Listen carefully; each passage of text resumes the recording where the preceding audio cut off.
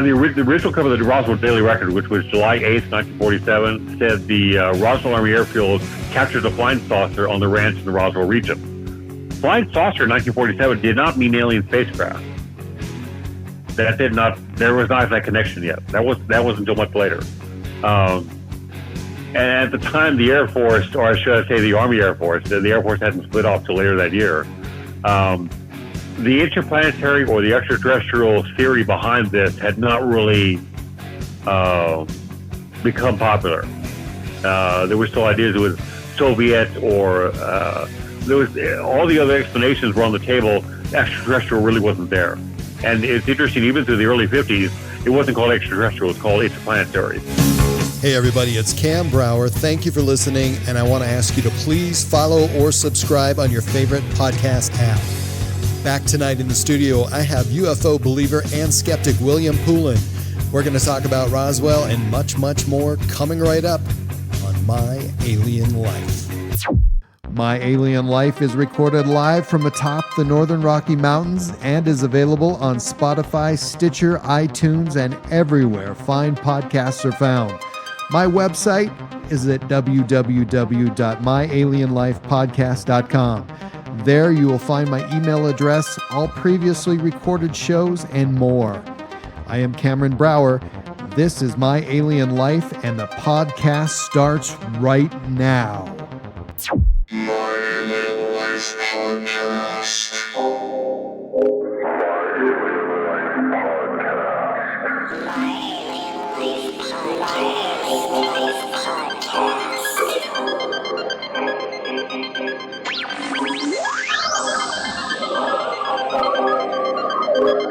Three, two, 1, 0, and liftoff.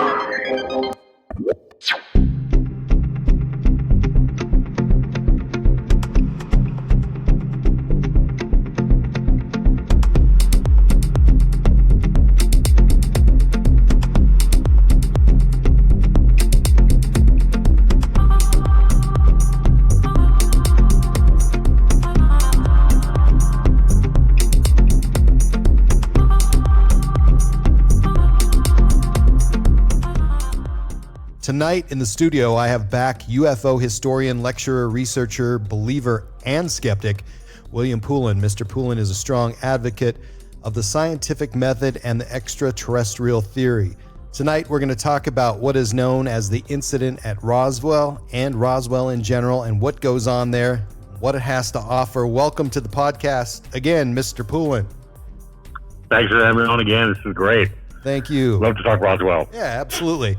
So you're back from your annual pilgrimage to Roswell. Is it annual, or how often do you make that trip? Oh, it's an annual, and it is a pilgrimage. It's an emotional trip above and beyond the research. So, yeah, annual. I've gone, it's got to be over 13, 14 times. So it's been, it's definitely a pilgrimage for me. So when you're there, is it work? Is it pleasure? Or how does that work, and how do you spend your time? It's all work. I mean, my days literally are wake up at 6 a.m. Mountain Time, have some breakfast, get my pads and gear together, get my laptop ready, and then head to the museum. Museum opens at 9 a.m. I'm literally there all day until they close, and head back to my accommodations and rest and get ready for the next day. I've never gone to explore the festival. I've always gone to the festival to go to the conference, the speakers of the museum. I've never gone to see any of the other events. It's all work. But to me, it's a working holiday. I love that whole process. So one day I'll go and actually go to the festival, but that day hasn't happened yet. So what does the work actually look like when you're there? Are there materials available? What do they have as far as if the researcher goes there and wants to spend as much time as you do researching? Well, the researchers and the authors, they have their books for sale. A lot of them give out flyers and handouts, papers they've written over the past calendar year. And then all the individuals appearing they have their tables lined up in the museum. So they're all available to interact with at your leisure. You can literally sit down. I sit down with Larry Holcomb or Kevin Randall or Don Burleson at the extra chair at the table and just start up a conversation. And It's always specific to the UFO topic. So I literally do my research there. I'm taking notes as we converse, and of course things stay in my head. So it's really just a one-on-one interaction as opposed to messaging, emails, or actual material that you take with you. And I find that a much more friendly, cordial interaction as opposed to just emailing, because you get a take on the passionate or the dispassionate take that person has, and you get to know them as an individual, as a friend, as opposed to just somebody who wrote a book.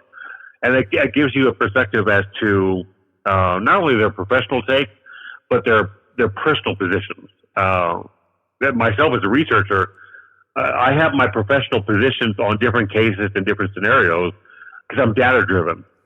But my personal positions may be slightly different because I'm thinking on a personal, less objective angle when there's a personal take. So it's really just a lot of interaction between myself and the researcher, and there's never enough time, because between attending all the lectures that I go to, and I try to go to as many as possible. I think I went to 11 or 12 over the 3-day period, plus the 2 panels at the end of the day.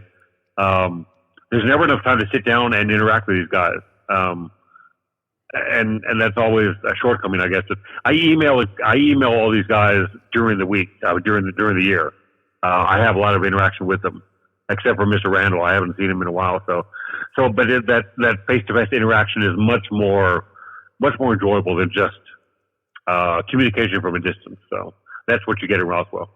So what did you hope to find this year? Did you have a list of ideas or things that you'd like to come across, or things that you had in mind for research before you got there?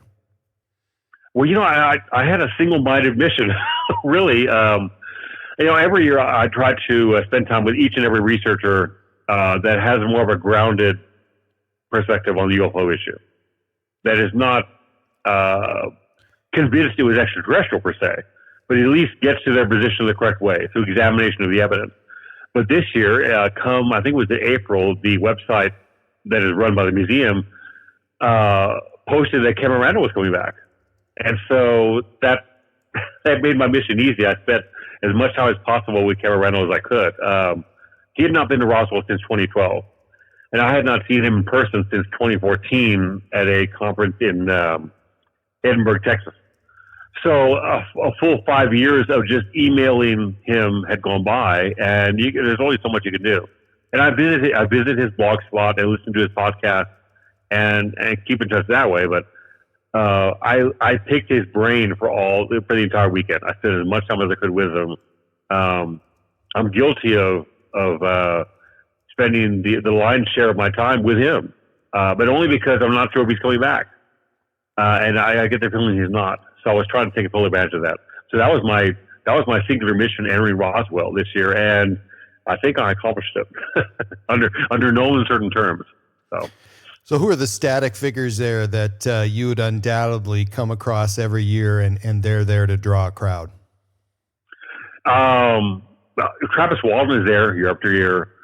Don Burleson, Frank Kimbler, Don Schmidt, Tom Carey, Stan Friedman until he passed away this year. Kevin Randall was a standard until 2012. Kathleen Martin has been a constant there, mainly because she traveled with Mr. Friedman. This was the first year she was there by herself. So that's the group that's there year after year. And there's always a few other ones that come and go as time moves along. I know Peter Robbins was there pretty consistently until about 2 years ago. And part of that is because the museum has kind of downsized the number of speakers they feature, because in previous years they used to use the Roswell Civic Center, which is run by the city of Roswell. But now there's a Galacticon festival that same weekend, so those facilities are not accessible. So they've had to downsize the number of speakers because they have limited facilities in the museum. They have a video room, a north library, and then there's an upstairs room at the UFO museum. So because of a limited number of avenues to hold lectures, they've downsized the speakers. This year they had, I think, 12. I might be wrong in that number, but somewhere around that number. So you have the consistent ones that are always there, and 3 or 4 that come and go every year, and sometimes a one-off. So Travis Walton draws huge crowds, and I've never gone to one of his lectures, and that has nothing to say with my position on his case. I've just never gone to one of his lectures. I've always gone to one of the ones that were more science-based. That's my angle of the UFO issue. So. But the main group always draws big crowds, and they sell a lot of books, and there's a lot of interaction. Their tables are always full, and that's only a good thing for a conference. I mean, the Roswell conference, and I like using conference as opposed to festival. Conference is much more professional sounding. The Roswell conference is very well run, very well organized. And regardless of whether one person agrees with the positions of the researchers or the lecturers, they know they're getting a quality presentation, and it's family friendly, and because the speakers are accessible to the public in every way, shape, or form. That's only a good thing. You're not having to pay for going to a lecture. You're not having to pay for dinner with the speakers. You pay your $5 fee to get inside the museum, which is a huge amount of money. And I'm being sarcastic here. That's pretty awesome. I didn't know that. Yeah, it's a $5 fee to get to the museum, or you can buy a 3-day pass for the conference, and I think that's $15, something like that, some outrageous amount of money. And after that, it's free. Wow! Every lecture is free. And what other conference can say that? I don't know of any. Every other conference, they charge you for access to the speakers. They charge you for dinner with the speakers. Here at Roswell, I mean, 3 years ago during the 70th anniversary festival or conference, we'll go back to festival. I started interacting with some of the speakers I've been kind of cautious with, because these are gentlemen I knew from afar. I didn't know them in a friendly manner, and I really just kind of pushed myself in a position where, I need to make a friend here. I need to connect on more than just a professional level. And I did. And now my dinner with Don Schmidt before the festival is a yearly occurrence. And that just doesn't happen in a lot of other conferences. It's much more, the bottom line is much more important. Profit is much more important. In Roswell, it's a different scenario. It really is. And I'm not trying to promote the festival per se. I'm just stating the facts that it's a much more different scenario at the Roswell Festival than it is to other festivals. And that's not to say other ones are not well run and offer a wide range of speakers. But what I'm saying is that it's much more cost effective and family friendly in Roswell, because we all know vacations don't pay for themselves. And at Roswell, you can enjoy a destination city and quality speakers, great presentations, for far less money. In today's day and age, that's important if you have a family. Very important. So do they have enough facilities to accommodate people there? How many people do you think show up for this every year? I had a friend last night say that, or quote, that the population of Roswell is about 55,000, and the population usually doubles the weekend of the festival. Now, part of that is Galacticon, but the majority is the Roswell Festival. I mean, the population has always exploded. You have individuals coming in for the festival. Now, a lot of those people go to the festival and don't go to the museum, or they go to the museum and they don't go to lectures. There's always that percentage that don't take this stuff seriously. But the facilities are there. The rooms fill up, but they have room for more. There's never been a shortage of space to accommodate people. So that's never been an issue. And because the museum the speakers are accessible to the public, during a lecture, if a room is full, if all 3 facilities are full, there's lecturers there in the museum that aren't lecturing that very moment. And so the museum is full, whether there's a lecture going on or not, and so there's a lot of interaction. So there's never been a shortage of room for anybody there. Even, what was it, the middle Saturday last year was the busiest day the UFO Museum had ever had, ever. And they've been around since the early 90s. And that says a lot. This festival has been going on since the mid-'90s. So, and I recall that day vividly last year. It was packed, but there was still room for more. So they haven't gotten to that point yet. We'll see what transpires if they get over full. But it's a very well attended conference year after year, and I've never heard anybody say they had a horrible time there. I've never heard a negative review. So. I know it starts, yeah. It's July 4th, but, prior to that, you have ELEON Con, which is a big draw, but it's pricey. And so it's amazing that they put together something like that in Roswell, New Mexico, and draw such a huge crowd.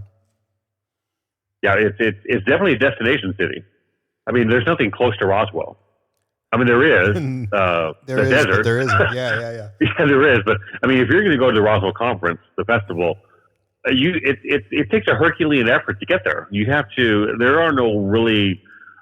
The majority of cities in the country don't have direct flights to Roswell, so you have to fly to somewhere else and then transfer to another flight. I know this year, Tom Carey, Don Smith's partner in research, flies from Pennsylvania, where he lives, to Dallas and missed his connection. And so even when you get to a city that has flights to Roswell, those aren't very numerous. So if you miss your connection, you're waiting. And Mr. Carey stayed overnight Thursday night in Dallas and didn't arrive in Roswell till late Friday afternoon because he missed his connection. And he missed it by, I think, like 20 minutes. And I thanked him for making the effort to come out. But it takes an effort to get there, whether you fly or drive. So all the people coming to Roswell really want to be there. They made the effort to make that trek to a town, to a city that's not easy to get to. We're not talking Chicago or Denver or LA or even where I live, San Antonio. I mean, this is a smallish town, it's a big town or a smallish city that's not close to anything. The biggest metropolitan area to Roswell is, I guess, El Paso, which is not a huge place in and of itself either. So El Paso, Albuquerque is, I think, a little over 4 hours drive time. So it's not close to anything, really. My friend Larry Holcomb took 8 hours to drive from Dallas to Roswell. So it's tough to get there. Yeah, it's definitely not a hub. And if you're going to Roswell, that's where you're going to end up if you have to be there for this. It's I imagine there's limited flights getting in and out of there, so it's probably pretty tight at times. But I think it's one of the things for the locals too. Did you do the locals? Are they into the whole UFO fandom, or are they absolutely over it? Are they attending as well? I don't know. I don't know. I've heard in certain circles that there's always, and I guess this would be, you could say this about any city that has an event that is connected with that city. But I heard there are locals that are just tired of the whole UFO thing. Whether they believe in the actual event or not, they're just tired of being connected with the UFO phenomenon. Roswell. And I'm sure there's locals that love it. As far as what percentage of locals actually go to their own festival, I don't know. Everybody I know that attends the festival comes from somewhere else. I don't know anybody on a personal level that lives in Roswell that goes to the festival. I have several friends that work at the museum that obviously live in Roswell, but that's a different dynamic there. But I don't know. I would think there's a little of both. But the connection with the UFO event and Roswell, from a financial standpoint, that's a big cash cow for the town. It really is. I mean, the economy is driven a lot by the UFO event, and which is kind of ironic because the actual event took place almost 80 miles northwest of Roswell. And there's other towns that are closer to the actual debris field / crash site than Roswell is. But it got connected with Roswell back in '47 because the air base was there, and it got the ball rolling and what have you. But I don't know. That would be an interesting poll. for the Roswell Daily Record to run. What percentage of individuals that live in Roswell love the UFO issue or don't. But I don't think that poll's been taken. So yeah. that would be so interesting. Is there any tourism associated with the actual site? Can people visit Roswell and then actually go to the crash site? There's the number of individuals that actually know where the debris field is very limited. I think only maybe 3 or 4 people know. And that's done on purpose because there would be individuals going out there to just trample the place up and destroy the evidence, destroy the area. There was a group running tours to the quote unquote crash site, but it wasn't the right place. They were taking them out to an area of the desert that was just an area of the desert. Yeah. And people were paying good money for this. So it was a fraud. They were taking them out to an area which is, let's say, within 15 miles of the actual debris field. And I don't know the actual site. I don't. But I know the general area within 10 miles, let's say. So the area the tour was going to wasn't anywhere near it. It was within 15 miles. And but people were going. It was a pretty popular tour. So, the actual debris field site is protected because of what the public might do to it. It's my friend Frank Kimbler. He's assistant professor of geology at the New Mexico Military Institute. He spends his summers looking for physical evidence out of the debris field. He knows where the actual debris field is. He's doing science there. And certainly from an archaeological standpoint or a geological standpoint, that science would be skewed if you had people going to the debris field, leaving their trash, leaving metal. He told me years ago, actually a couple of years ago, that someone dumped a bunch of galvanized nails on the debris field, on the area. And he spent his time picking up these nails as someone who just wanted to trash the site.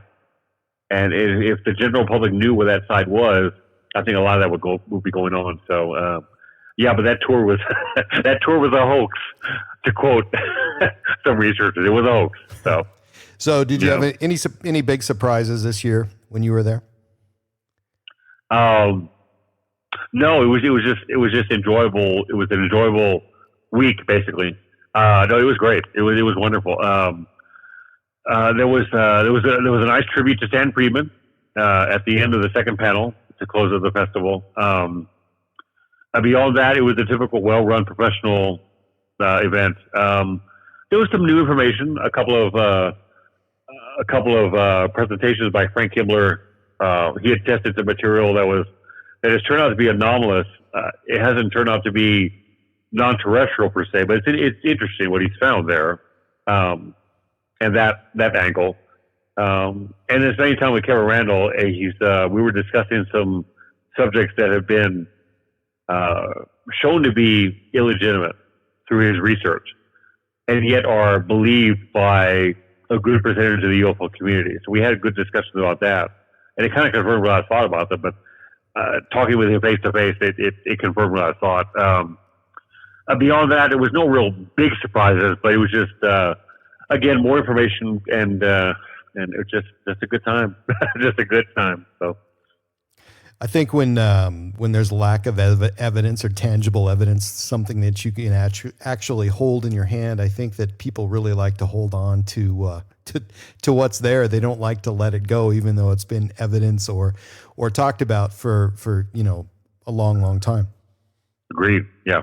My friend Mr. Kimbler or Frank says it's touchy-feely. He's a science guy. He's concerned with the physical evidence that may or may not be able to be retrieved. The touchy, something you can touch and feel. Like what has been claimed, the I-beams, the bendable metal, the things that were retrieved by the airfield back in '47. Those are touchy-feely. Those are things you can touch and feel, and that's what we need. I mean, I was discussing things with Kevin, I think on the middle of Saturday, and we both agreed that at this point, 72 years after the fact, the only thing we need to prove the case, to prove it definitively, whatever the explanation would be some physical evidence or military documentation.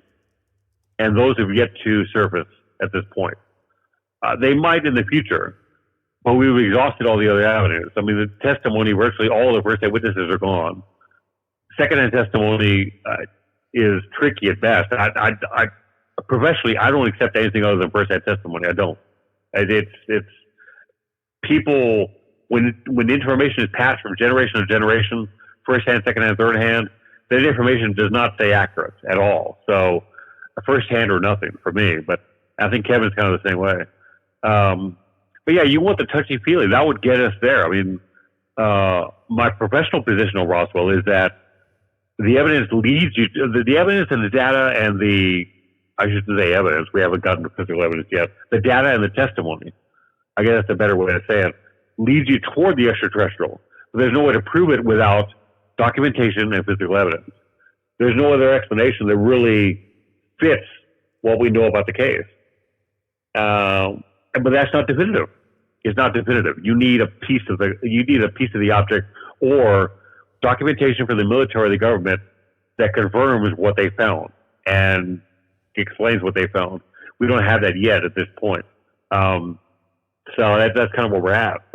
But you're right. People would love to see a piece of the craft or a piece of metal or something. We are physical creatures. We are human beings who want something that they can touch and feel and bend and smell and what have you. We just don't have that yet. And that can be very frustrating, but that's where we're at. So yeah. So what was your favorite time during the last week in Roswell during the 4th? Oh gosh. Oh, I don't know. God, that's a tough question. Huh. Oh no. I know that my favorite moment was, I couldn't find Don Schmidt or Kevin Randall. And this gentleman, I happened to meander in front of Don Schmidt's table. This is Friday, and Tom Carey hadn't arrived yet. And there was this gentleman that wanted to buy one of Don's books, and I have the book in my archive. But he couldn't find Don, and he wanted to give me the money for the book. And the gentleman evidently had to leave at 2 p.m. And he said, "Can you take the money, give it to Don? I have to leave at 2, and I can't stay." And he wanted to get the book signed, but he had to go. He wasn't going to be back for the rest of the weekend. And finally, I relented. I thought, okay, I'll take the money, and I felt bad about it. I didn't feel comfortable with it, so I went looking for Don. And I was meandering around the museum. I couldn't find him. I couldn't find Kevin too, and I didn't put two and two together until I went to the side office by the gift shop, and Don and Kevin were in there. They came out, and I said, "Don, I got to give you this money." This gentleman, I gave him the whole scenario, and Don asked me, "Did you sign the book?" And I said, "Yeah, I did." I said, "Thanks from Kevin." And Kevin just blew up. He just laughed his head off. And Kevin has this smile. He looks like he's 10 years old. He's got a boyish face, and he had this great smile. They both cracked up. It turned out Kevin was interviewing Don for his podcast, A Different Perspective. That was my most memorable moment of the whole weekend. I was hilarious. Right on. So do people like Travis Walton, when they come, do they bring an entourage? Do they bring a lot of merchandise, or is there just a book? What's that look like? Mr. Walton brings books, The Fire in the Sky, his account, and then he sells posters and DVD copies of the movie Fire in the Sky. I forgot what year that was from, but the one with D.B. Sweeney and Robert Patrick. But I've never seen him with an entourage. What's interesting is Tom Reed. Tom Reed drives in a limousine all weekend. He goes in style. He's out there, and he posts pictures on Facebook. The man lives large. He's enjoying himself. And that to each his own. I'm a little more down to earth and say I'm just there for the knowledge. I'm not there to party it up per se. But nobody really arrives with an entourage. Not really. No, I don't know anybody that does. No, they all kind of do their own thing. I don't see anybody. I don't know. I don't know if all the researchers are married. I don't know that. I think they are, but I'm not sure. But I've never seen anybody arrive with their spouse. They all travel by themselves. It's funny. I recall years ago, Kathleen Martin would always travel with Stanton Friedman. And this one young woman, this is like in 2012, asked me, "Are they a couple?" She didn't know who they were. She knew they were researchers, but she was just getting into UFOs. And she asked me if Ms. Martin and Mr. Friedman were a couple. I said, "Why?" She goes, "Well, they act like they're a couple. They're so close to each other." I said, "No, they're just friends. They're research partners." So I thought that was funny that she thought they were. If you didn't know who they were, you would get that impression, but No entourages. They could. Travis Walton could, but no one does that. I know that you hit the hotel room after a busy day of research, but any idea what it's like for others out there? Is there a hardcore UFO believer in experience or cocktail hours, anything like that goes on in there? Well, there's several restaurants / bars that are open after the day's event. And the last lecture is usually done by 5, and the panel is done by 8. So it's not that late. So people hang out and do their thing, and it becomes a busy town. It really does. I mean, I would think the majority of people don't do what I do. They don't wake up, go to the museum, and then go home or go back to a hotel. I think the majority go out to dinner and hang out with friends and connect. And I got invited to dinner by a UFO group out of El Paso, and she's a member of my group on Facebook. And I turned her down. I was dead tired, and I needed to do a bit of reading and then get the rest for the next day. But I would think the majority of people go out and have a beer and some dinner and talk UFOs and hang out. So it's people have a good time in Roswell. They really do. I need to do that one day. Yeah, it sounds like a good time, and one of these years, probably next year, that I need to get out and network a little bit more often. But I would love to attend. Take it to lunch. Yeah, I would love to attend Roswell. Yeah, because you really do. Yeah. I like it's not a small town, but it's not Los Angeles, and it's accessible. No. I think the people there are more accessible, it sounds like, and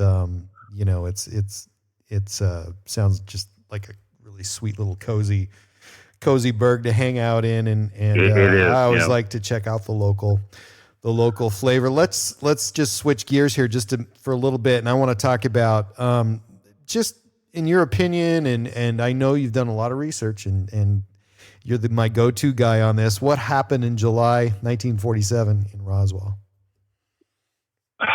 My personal opinion, I'd like it to be extraterrestrial. We all would. Yeah, I think. Yeah. My professional opinion, I think the data that we have, the testimony we have, and all the entire staff of officers that served under Colonel Blanchard at the Roswell Army Airfield, except one person, all said it was extraterrestrial. I feel the data leads you to the extraterrestrial. It's the only explanation that fits what we know about the case. And like I said before, unfortunately, without documentation or a physical piece of the evidence, we can't prove it definitively. But that's kind of where we're at with a lot of UFO cases. We can't prove it definitively because we don't have a craft. We don't have a piece we don't have organic material either. Despite what some individuals or what claims have been made in the UFO community, there's not a body for all of us to examine. There's not a craft for us to all examine. If the government has any of that, we don't have access to it. Therefore, we can't definitively pin an explanation on all these cases. But my professional position is it's extraterrestrial. The majority of the testimony from the military officers has held up under intense scrutiny, and it's not really proof per se, but the military's reaction to what transpired is interesting. It goes against what they profess happened. They went with weather balloon. They went with mogul explanation. Well, mogul was a top secret program, but the technology behind mogul was not. It was a weather balloon. It was a series of balloons and radar reflectors, things of that nature. That's not top secret material. So why would you send that material to Wright Field to be reverse engineered? It's mundane material. So that's illogical. You certainly would not want to reverse engineer something that's mundane. That's a waste of taxpayer dollars.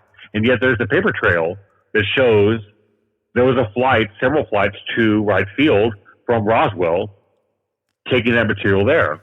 So clearly, the military would not have done that. Again, the testimony held up, and the reaction is interesting because the military has a set criteria of how they do everything, from how they clean a toilet to refuel a B-29. And there's a paper trail for everything they do. the military reacted like they got caught with their pants down, like this was an event they had never experienced before. And I've always wondered professionally if Sheriff Wilcox had not contacted the airbase, but instead contacted the media, would we be here now? I mean, Mac Brazel, the rancher, contacted Wilcox, went down to Roswell, showed him the record. Wilcox contacted the airbase first. If he had not done that, the military was clearly not aware that the crash had occurred. Not until they were informed by Sheriff Wilcox. If he'd informed the media first, then it may have been much harder for the military to control the situation. But that didn't happen.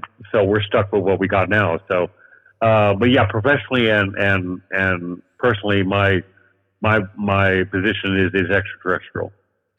So where did the investigation go wrong, and when and why did it turn into a UFO crash landing, and when and why did it turn into a piece of scientific equipment, and vice versa? What went on there? What was the mechanism, and was there disinformation involved at all? Well, there's several points of there's several points that have been contested for a long time. The original cover of the Roswell Daily Record, which was July 8th, 1947, said the Roswell Army Airfield captured a flying saucer on the ranch in the Roswell region. Flying saucer in 1947 did not mean alien spacecraft. That did not. There was not that connection yet. That wasn't until much later. And at the time, the Air Force, or I should say the Army Air Force, the Air Force hadn't split off till later that year. The interplanetary or the extraterrestrial theory behind this had not really become popular. There were still ideas it was Soviet, or there was all the other explanations were on the table. Extraterrestrial really wasn't there. And it's interesting, even through the early 50s, it wasn't called extraterrestrial, it was called interplanetary. So it was a little different there. There have been individuals that give testimony that have been shown to be hoaxers and charlatans. Frank Kaufman, for one, Glenn Dennis, for one, the mortician that claimed he spoke to a nurse that described the bodies being autopsies, this, that, and the other. That testimony didn't hold up. I think he hoaxed that. He lied. So there's been individuals that have given false testimony. Does that hurt the case? It does to a point. The case is not as full as it used to be. In the late 90s, the testimony, there was a lot going on in the case. The case seemed much more stronger back then.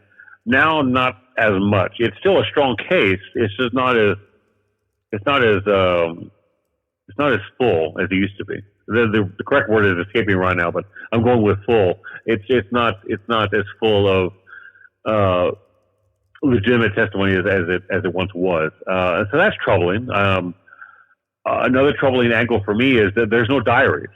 Nowadays, people have diaries that's called Facebook or Twitter. They keep track of their events and their lives, and they write about them online. Back in the 40s, you kept a diary, and you would think somebody in Roswell would have written down around early July 47, well, a flying saucer crashed. It was recovered by the guys at the airfield. It was big news for a few hours, and then the Army Air Force went with weather balloon, and that was a big deal, and that was a huge event. It was interesting to this and the other.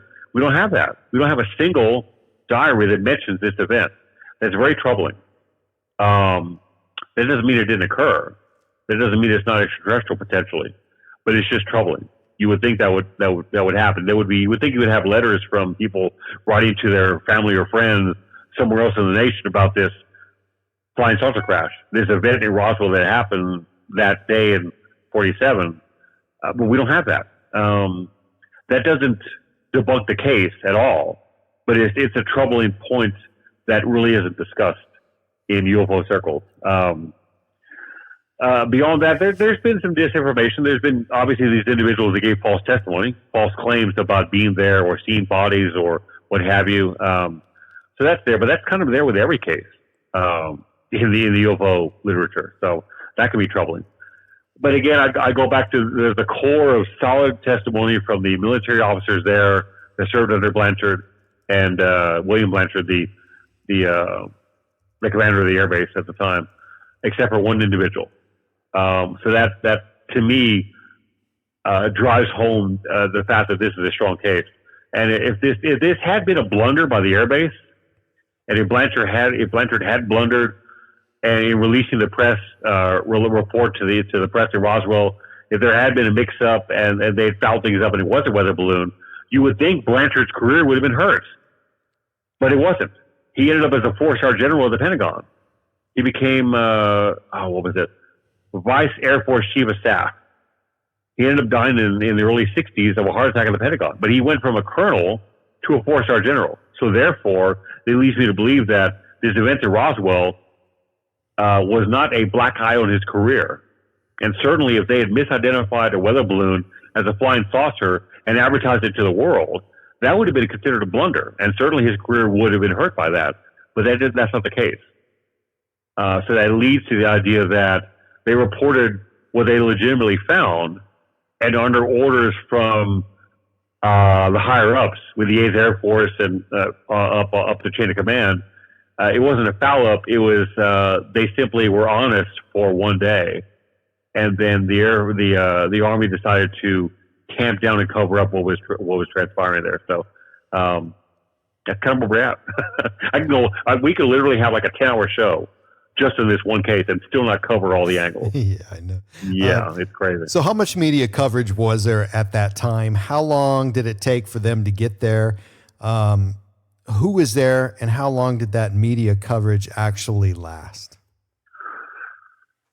Well, the flying saucer announcement came out in July 8th, 1947.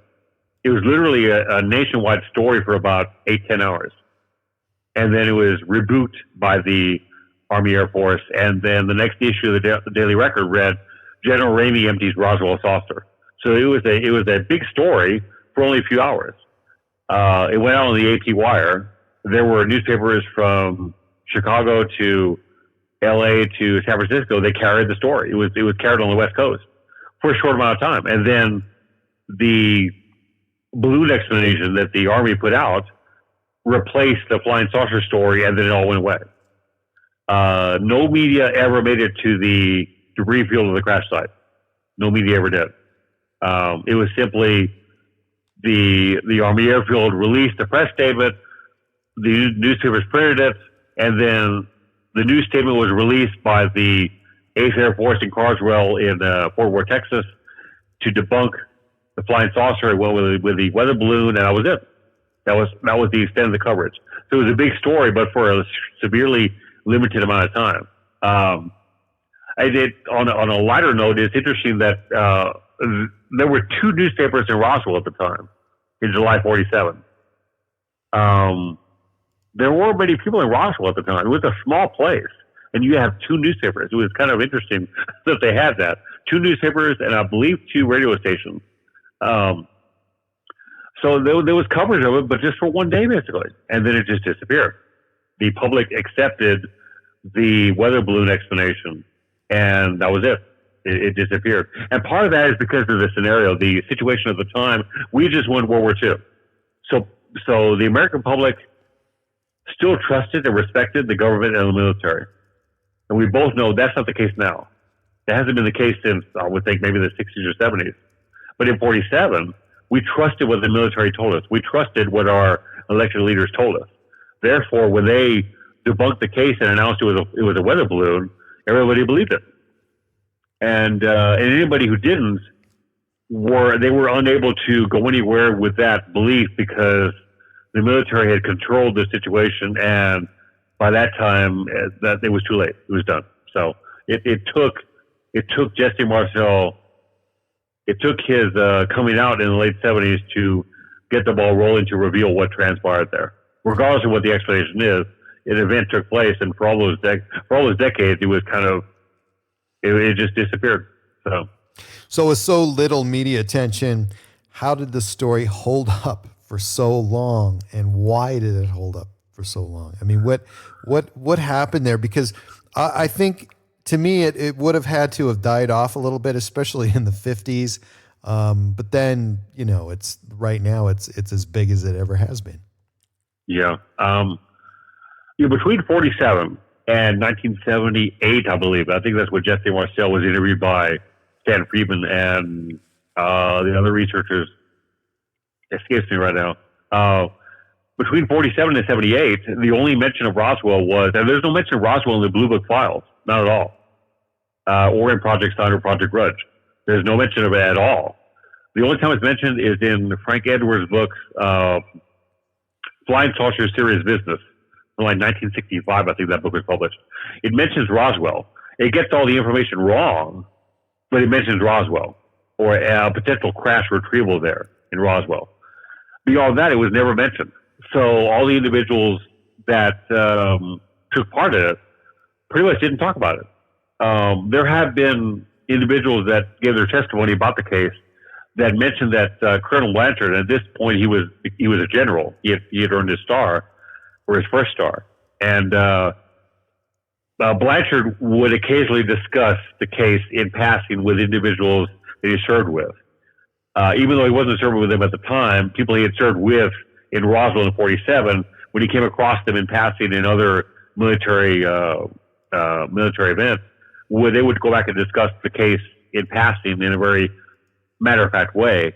But in the public eye, it was never discussed. No, it wasn't until Jesse Marcel decided to discuss what transpired. And evidently, he'd been ready for a while. But it wasn't until Stan Friedman was giving a talk. I can't recall the group he was giving a talk to, but he was close to, I think the town's name is Yuma, Louisiana. That's where Jesse Marcel was living. He was long since retired from the Army/Air Force. And an individual who was working at a radio station informed Mr. Friedman that there was a gentleman living in that town that had handled wreckage from a flying saucer. You need to talk to him. And he tracked down Jesse Marcel, interviewed him, and everything else came from that. So it's interesting to note that through the efforts of Stan Friedman, Don Schmidt, Kevin Randall, Tom Carey, the majority of a good percentage of the people that gave testimony about Roswell didn't come out of the woodwork. They didn't come out on their own. They had to be found. So they clearly weren't making the effort to give their testimony. They were still content being quiet. They were content living their lives and going from there. But through research efforts, they were discovered. They served as a base. They took place in this event. They took part of this event, I should say. And that's interesting because when I research a case and I read about an individual sought out a researcher, he came out of the woodwork on his own, excuse me, to give testimony. I'm always cautious with that because the first thing I think of is, are they trying to inject themselves into the case? Which may or may not be the case, but it pays to be cautious, as opposed to when an individual has served at an Army airfield or is part of an event or whatever the case may be, and they're not actively seeking to give their testimony, but they are discovered through research efforts. Then clear to that person is not trying to inject themselves into the case, which means they don't have an angle on this. I tend to accept that testimony a little easier because they haven't really made the effort to go find a researcher. And that's a very subjective way to look at it, but that's just my take. But it's a complex. In some ways, it's a clouded case too. It's very complex. There's so much information. It's a blur, and admittedly, it's the elephant in the room. It's the biggest UFO case in the world, so it does get a little pushback because it's so dominating in the UFO literature. But that's where we're at. So, yeah. Let me ask you this: when were bodies first mentioned, and what was said? Who brought up bodies first? Do you know that answer to that question? I don't know specifically who did. I know I through my research years back, I came across 8 or 9 people that claimed to have seen the bodies, and not one of them was telling the truth. It didn't hold up under scrutiny. That didn't happen immediately. So, Marcel was interviewed and mentioned the interaction with the rancher, Mr. Brazel. described going up to the debris field. Described the wreckage they examined, the I-beams, the bendable metal, the fact that these metals had no weight to them. They were very insignificant as far as their weight, and yet they were unbreakable. You couldn't burn them. So he described those things. Descriptions of the bodies didn't come out till more individuals were found, more testimony was given, more research was done. On the other side of the coin, it's interesting that Walter Haut, through his entire life, and he was the public information officer for the Roswell Army Airfield, he was the one that wrote the press release. He was ordered by Colonel Blanchard to write the press release. He gave it to the Roswell Daily Record. He never mentioned bodies. He mentioned that he asked Colonel Blanchard if he could see the bodies and was told no. And then closer to his death, he gave an affidavit, a sworn affidavit that was notarized and signed. And in that affidavit, he mentioned he did see bodies. So he changed his story. He changed his testimony. Now, does that make that testimony illegitimate? Perhaps, perhaps not. I mean, he may have been cautious in what he was saying. Perhaps he was not wanting to divulge everything until the very end when he knew he didn't have long for this world. Or it's not legitimate. We don't know. But there's testimonies to suggest that. The idea that there's been 3 or 4 bodies recovered. There's been some testimony to suggest that one of the creatures was alive.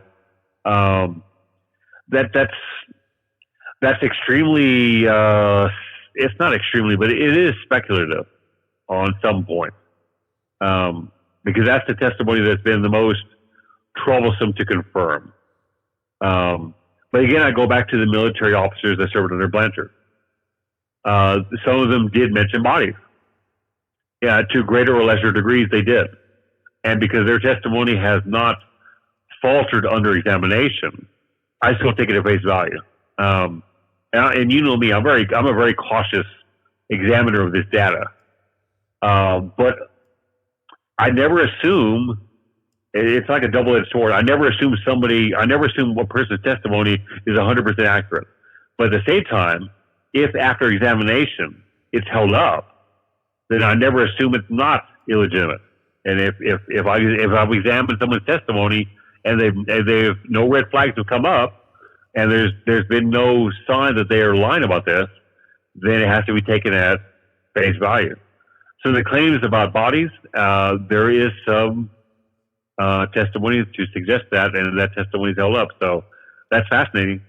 I mean, organic material, that would be a big deal, but we don't have access to it. So, yeah, huge deal if there's bodies there. I mean, it's sure, yeah. I mean, that changes everything. But Mr. Brazel, as he reported the events that unfolded there, he found some material like foil. He reported he found some rubber, some strong sticks, and he brought this debris home in a small bundle. And when I read this account, it does sound like kind of like a weather balloon. But of course, Project Mogul, as you mentioned, was happening at the time, and that was very secret. So, what are your thoughts on the possibility of this being debris of American experiments and even possibly Project Mogul? Well, I think that's one of the more subjective scenarios that leads me to the extraterrestrial, because Mogul was not top secret material. The project was, but the material used weren't. There were pictures of balloon launchings the very next day in the Albuquerque newspaper. The title is drawing a blank, but the material was not secret. And weather balloons were launched all the time. Ranchers found them all the time. They knew what weather balloons looked like. Certainly the military personnel at Roswell Army Airfield would know what a weather balloon looked like. They launched them every day. This would not have been unfamiliar material. Two, it's very troubling. Then the Air Force has asked the public to accept this, but the idea that the 509 bomb group, the 509th bomb group, which was the only atomically armed unit in the world, was based in Roswell. Therefore, we would have the highest quality individuals there at that airfield. It would make sense to have those individuals there because you're guarding and operating potentially atomic weapons. the idea that these individuals would not be able to identify weather balloons is preposterous to me. I mean, Jesse Marcel was an intelligence officer. He saw weather balloons launched every single day from Roswell Airfield, every day, without fail. And the idea that they came across a debris field from a weather balloon, and all of a sudden he couldn't identify it, he thought it was a flying saucer, that's just ridiculous. To me, to my way of thinking. Now, you're right. Some of the debris is reminiscent of some of the materials in a weather balloon. I mean, you have I-beams that may have constructed something on a mogul balloon, a foil material, which would be similar to radar reflective apparatus on a mogul balloon. But that's as far as it goes. I-beams don't have markings on the interior. Foil used in weather balloons is not weightless. Metal used in weather balloons, even though there's not much metal, but there is some metal in the weather balloon construction of these mogul balloons. The metal used in mogul apparatus was bendable, breakable, burnable. It was terrestrial in nature. The metal described by Marcel and many others at the airfield described things that could not be broken by a sledgehammer. They couldn't cut it. They couldn't burn it. And when they folded it, numerous times it would pop back into its original shape without any creases. That was beyond our technology in 47. So on one hand, it can be construed as a weather balloon material, or weather balloons material, I should say. But the specifics of the material that is described was beyond our technology then. And we don't have any. We have materials that are similar now, but we're in 2019. It's not in 1947, so it's still. And then another issue with the mogul explanation is there were no mogul flights on that day. There's documentation to show that there weren't any mogul flights on the day the debris field was discovered. Now, the debris field had been there for a while, but the rancher had admitted that he'd recovered weather balloons before. And I think that's a very important point. He had recovered weather balloons before on the property. Therefore, he would have recognized them. He would not have wasted the gas and the time and the money to drive familiar material down to Roswell to report to the sheriff. If it was another weather balloon, he simply would have gathered it up off the field, and that would have been the end of it. He didn't do that. Back in 47, there weren't any interstates. He was a working man. And to spend time away from work and to spend gas and money to go drive down a weather balloon to report to the sheriff, that again is illogical. It clearly was something he didn't recognize, which again doesn't get us to the extraterrestrial, but it was material he did not recognize. And he felt it demanded him going to the sheriff, so he took the day off of work and spent the gas money and tire wear to go down to Roswell, which was over an hour and a half drive for him at the time, over bad roads, to take in debris he didn't recognize. He would not have done that if it was a weather balloon. So that's another argument for something, what's a good term, something anomalous, at least, in favor of or against the weather balloon explanation. Yeah, I think that at that time too, I do want to talk a little bit more about the different types of inflatables that the U.S. government had, because at that time, they did acknowledge, they didn't acknowledge mogul at the time, but that was happening. And there was a lot of government money at that time in our history spent on research of high altitude objects, which included high altitude and rather large inflatables, right? Yeah, it did. Yeah, I think it was New York University. NYU was doing experiments with that. So there were flights and experiments going on, and mogul was a top secret program which utilized that technology. But it wasn't hidden very well. It wasn't like this was a secret project and it was being operated beyond the sight of prying eyes. These flights were going up in plain view, and it wasn't a secret. It wasn't like we're experimenting with the SR-71 or the F-117 or Area 51, and we're keeping it away from public view. Mogul balloons were launched at different air bases, and they weren't launched in secret. They were simply launched. The purpose of them was top secret, but the apparatus wasn't. The document. And again, I'm a big stickler for documentation. The documentation shows that on certain days there weren't flights, and that it wasn't. The only thing top secret was the project, but not the materials. And that's an important distinction the debunkers don't really embrace. They assume that Mogul was secret, therefore the entire apparatus was secret. No, the project was, but the materials used weren't. It's almost like, I guess a good analogy, or a bad analogy, I guess, is like, okay, you and I are top secret agents. We both work with the CIA. We're on a top secret mission. But the material we use isn't top secret. We're using suits, we're using revolvers, we're using handcuffs, we're using walkie-talkies, our cell phones. The materials that we use to accomplish our mission are not top secret. They're known to the public. Only our mission is. And Mogul is the same way. Mogul's mission was top secret, but the apparatus wasn't. And I'll hear debunkers say, well, Marcel was fooled by weather balloon material, and that's very troubling to think that individuals assigned to an air base that's guarding or could be ordered to use atomic weapons couldn't identify a weather balloon. That's very troubling. If that was true, but I don't feel that's true at all. No, it's just, I think it's just a preposterous argument that should be cast aside. But yeah, that's just me. But yeah. Any talk or evidence that, well, I shouldn't say evidence, but any talk or rumors that the initial evidence that was found by Brazel was taken from him and confiscated? Well, the testimony, the line of the testimony goes that the material was, there were crews sent from Roswell Army Airfield to recover every bit of the debris. The area was cordoned off, roads were shut down, and the Army Air Corps, the personnel from the Army Airfield, were sent to the debris field to recover every bit of evidence that they could.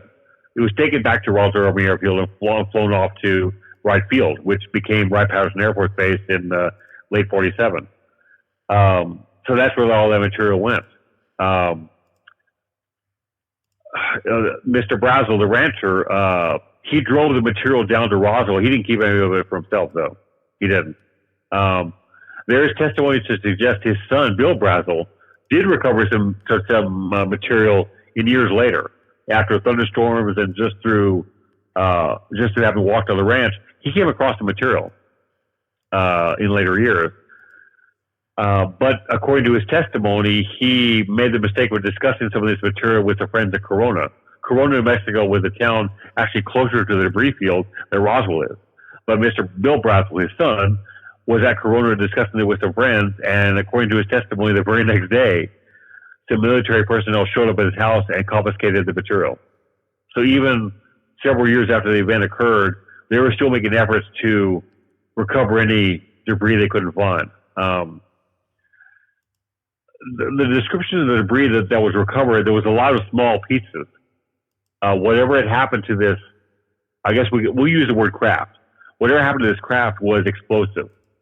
It completely destroyed the structure of the thing.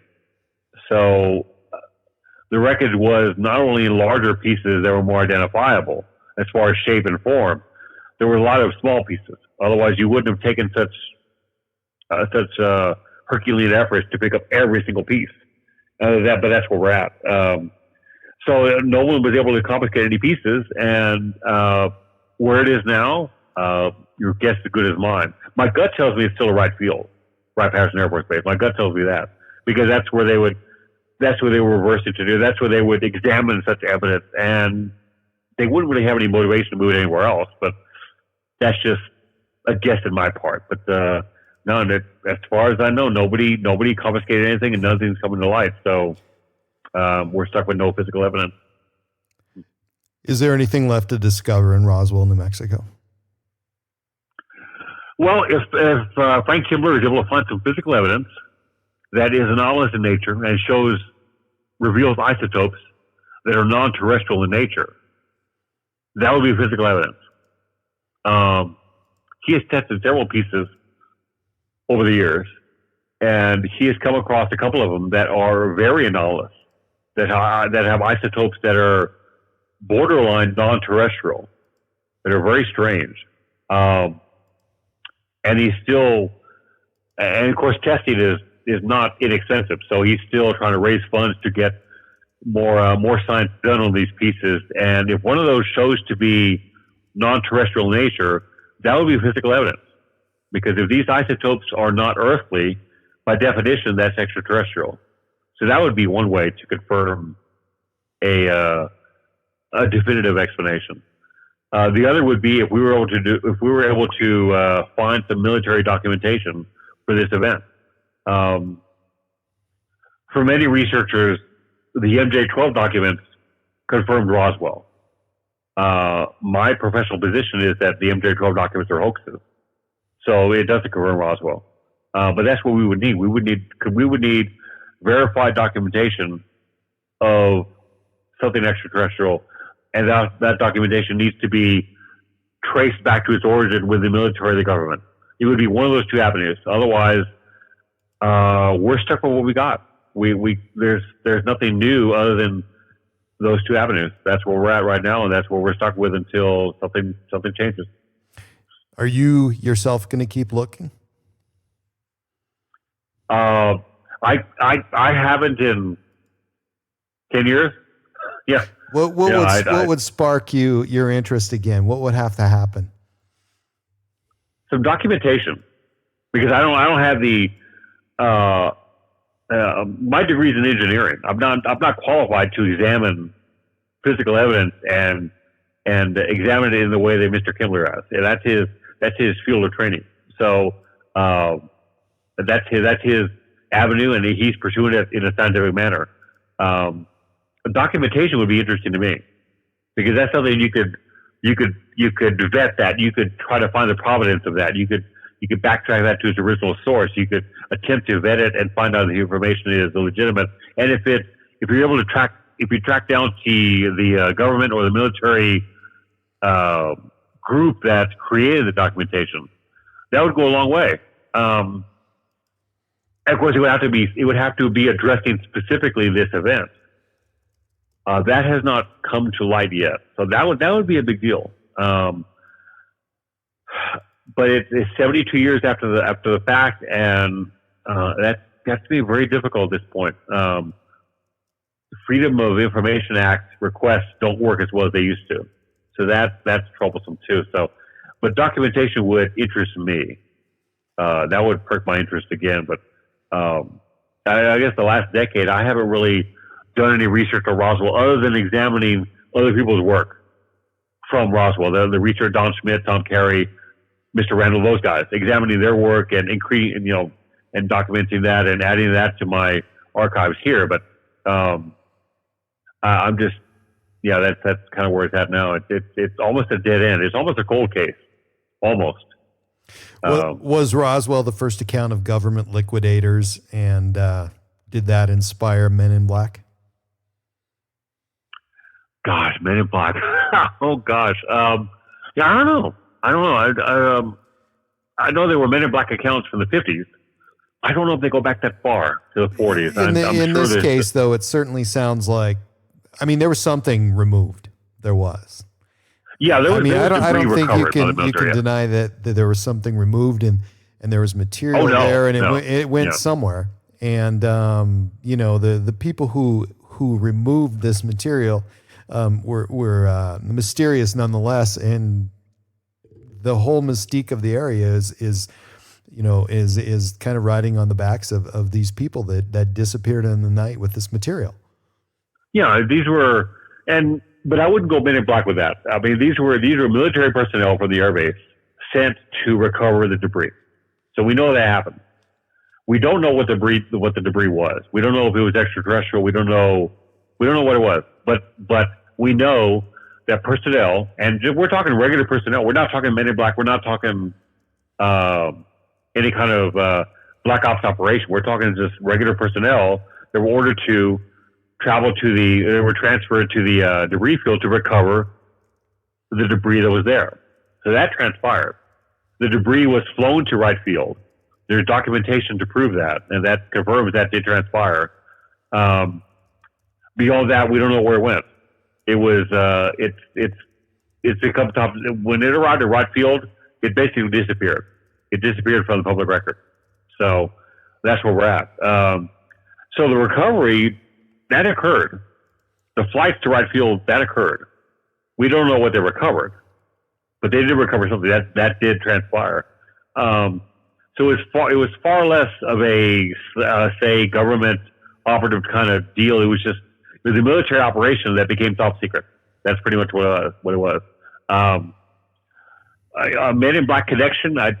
Of the testimony from individuals that is held up under scrutiny, that they've discussed having, like Bill Braswell, having the debris taken from him, they recovered. They were military personnel. They weren't Men in Black in regular civilian clothes. These were military personnel. So the military, the Army, or the Air Force after late 47, they were the ones conducting recovery operations. They were the ones still involved in tamping down the case. I don't want to use the word cover up, but they're tamping down the importance of the case. They were the ones trying to recover records. They were the ones trying to continue this, I guess for a better term, a cover up. It was the military doing that, as opposed to in later decades, what's reported are non-military operatives, more, I guess, government operatives, men in suits, Men in Black, not like a colonel coming to your house and asking for the debris. So in Roswell, it's not Men in Black. It's just a military recovery / cover up. So. Was there a reason for disinformation, or was there an opportunity to create disinformation, and did the government go for it in 1947? I really don't use the word disinformation with the Roswell case. I think it was just a plain cover up. They assigned, instead of flying saucer, they debunked it and said this was a weather balloon, and that was it. They gave a false story to cover up what really happened, and that was it. That was the end of the story. There was no real need for disinformation because the public accepted it. The public bought the balloon explanation, and the story died. If the story had not died, if the public was still demanding answers, then there would have been a need for disinformation to try to tamp down on the importance of the case, to try to get people to give up looking for answers. But the public bought the balloon story, and that was it. The story died, and Roswell disappeared. So there was no need for disinformation. In later years, there's certainly been disinformation conducted by government and military officials. We both know that. And we come to today's day and age. In today's UFO community, there's no need for disinformation at all, because the community is its own worst enemy. Random documents can be released to the UFO community, and I'll go back to MJ12, and there's so many red flags with those series of documents. You think you were in Red China. It's crazy. But those documents are accepted at face value instead of what they are. So it wasn't really disinformation. Roswell was just it was a cover up attempt, and the cover up worked because the public bought it, and that was it. I can't think of another UFO case where a cover up ensued that was so effective.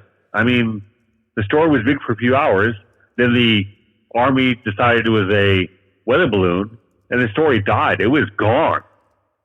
Roswell disappeared from the news. Period. It was gone till 78. That was a pretty effective cover-up. I mean, it went from big news to no news in less than 24 hours. Very effective on their part.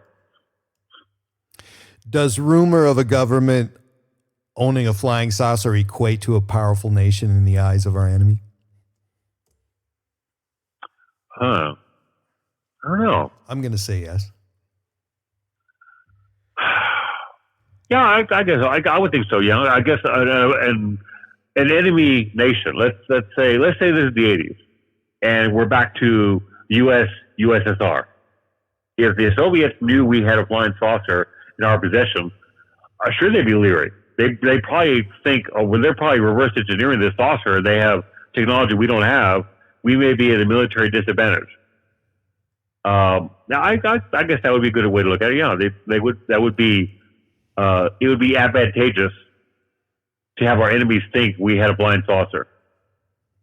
They may think we're trying to reverse engineer it. So, yeah, I believe so. And I think that might have been a motivation for the cover-up of Roswell, because clearly the military and the government knew the Cold War was about to ensue. They knew the Soviets, despite them being our allies in World War II, they were our allies out of convenience, because the Nazis were the greater two evils. So once we won that war, we knew the Cold War was going to start up. And the last thing we wanted the Soviets to know was that we recovered something extraterrestrial or something anomalous. So, and there's documentation to show that the Soviets were interested. The Soviets were interested in UFOs. I mean, Stalin was very interested in the UFO phenomenon.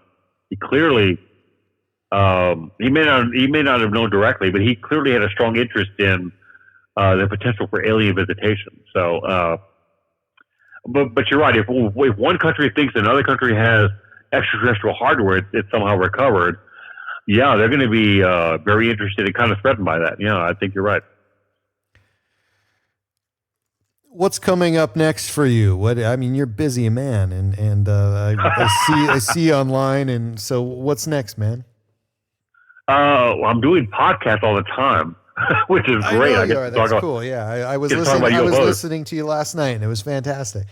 I got another one tomorrow. So, yeah, I do my weekly broadcast on my blog page. I got another podcast next week. I have a paranormal conference. I'm speaking at in September here in San Antonio. I'm the only UFO guy there, so I don't know how crazy the crowd's going to be, because all the other speakers they're discussing remote viewing and ghosts and ESP, and I'm talking about UFOs. So I may not fit well, but they wanted me, so I'm there. And then I may have another small festival here in San Antonio I might appear at in late August. We'll see if that comes to fruition, but it's mainly been podcasts. And then now that Roswell is done, I'm going to get back to my reading and research, and I'm trying to finish a scientific paper on the UFO issue that's kind of dealing with Texas sightings. I'm trying to finish that up before the September conference. I'm almost done with it. So it's just a scientific paper on the data, what's being reported. And hopefully I'll get that done. But yeah, I'm trying to stay busy. So I'm constantly on the lookout for really, really good UFO books, related phenomenon. And how do you find something like that? Because as you know, there's a lot of stuff out there, and people are putting out books, and a lot of them look the same. And you don't really realize actually how many there are until you get on Amazon and start doing a search. There's a lot of books there. I mean, what are you looking at? What are you looking for? There's only a few. I look for books that have tons of footnotes. I want to see that the author did the work to vet the information he's using. If they're referring to a book, say from the 80s or the 70s or the 60s, I want to see that author did the work to find out if the information he's quoting is legitimate. That's a big deal for me, because it's very easy to write a book about what an author feels their position on a subject or case or what have you. But if they're not doing research to find out if that conclusion is arrived at in the correct manner, that's very troubling. I go back to Cameron Randall. Cameron Randall's books, he has. It's ridiculous how well he footnotes his work. I mean, he backtracks every bit of information all the way back to its original source. If it's not legitimate, he doesn't use it. He does his homework a lot. He's incredible at that. And that adds to his mystique as a researcher. Other authors, not so much. And I'm kind of troubled by authors that put out like 3 or 4 books a year. I'm thinking, God, that's you're turning that stuff out pretty fast. Are you doing your homework? Are you really vetting the information you're using? I'm worried that some don't. So I don't really buy many books anymore. I have a massive collection of older books, but as time goes on, information changes.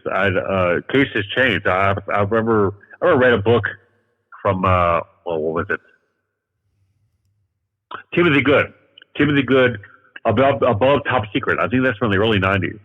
He quoted a couple of books from the 60s that were written by Coral and Jim Lorenzen, the leaders of APRO back in the day. And the information he quoted was incorrect. I backtracked. I actually have the books from the Lorenzens that he quoted from.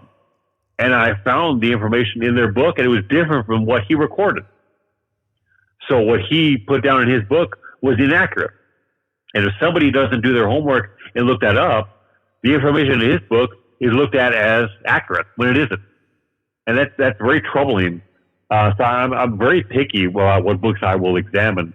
And although I do have some books in my collection that are from skeptics and debunkers, I want to see both sides of the story. So it's good to have that. But yeah, there are certainly a lot of books out there, a lot of books, a lot of material to look into, and it pays dividends to look at all angles, not just information that confirms your own belief, but information that confirms other beliefs, that really take a look at all the information and make your mind from there. It really pays dividends to do that. What was the first book that you picked up that dealt with UFOs, that UFO was the topic, and when was that? The first book I ever picked up, it was Incident at Exeter from John G. Fuller. That book came out in 1966, I think, late 60s. And it dealt with the sightings in Exeter, New Hampshire that year. He's the author that also wrote The Interrupted Journey, which concerned the Betty Barney Hill abduction case, also in New Hampshire. I had a used copy. I bought a used copy of Incident at Exeter. I must have been in college. I think it was like a freshman in college here in San Antonio. And I read it, and I found it very interesting. But I really didn't start looking into the UFO issue until I was a couple of years before I graduated. But that book was the first one I bought and read. And I still have it. It's really beat up. But it's the first print hardcover, so I got to hold on to that. But it's still a classic work in the UFO literature, because John Fuller was a great journalist, which means he was objective. He was always looking for data and trying to find out if the data was objective, if it was legitimate. So his book doesn't advocate the extraterrestrial, but it simply provides the data and lets the reader decide. And I like that approach. But that was the first one. And then from then on, it's just, for a while there, I was buying books left and right, and I've kind of slowed down now. Now I'm collecting journals and newsletters and things of that nature, to get them off the street and get them safe. So. Well, William Pullin, I thank you very much for joining me, and I'd like to give you the final word tonight on Roswell, New Mexico. Thanks for having me on. It's a distinct honor and privilege to be on your show. Professionally, I feel Roswell is an extraterrestrial event. The data leads me to that conclusion. Yeah, we are unable to prove it because we have not yet recovered a physical piece of the craft, and we've yet to recover legitimate military documentation to confirm the event or confirm the explanation of the event. But professionally and personally, I feel Roswell was an extraterrestrial event, and perhaps the first crash retrieval of a UFO. Good thoughts. Thank you so much, William Pullin, for joining me. And now you're a big part of this elite group that I've assembled, and I hope you'll enjoy the next time we get together sometime in the near future, because I'm totally amazed, and thank you very much, and good luck. And I'm going to be looking out for you and looking for you on podcasts, and also listen to your commentary on your Facebook page, which I love all the time. Oh, thank you so much. I'm at your service, my friend. Thank you. Good night. My Alien Life Podcast.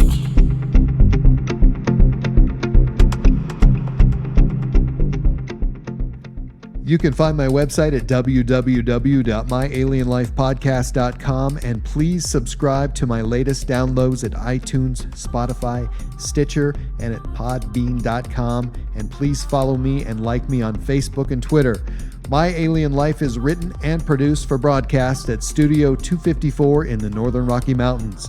The music you are hearing is produced and created by ELEON. You can find all ELEON's work online at Heart Dance Records.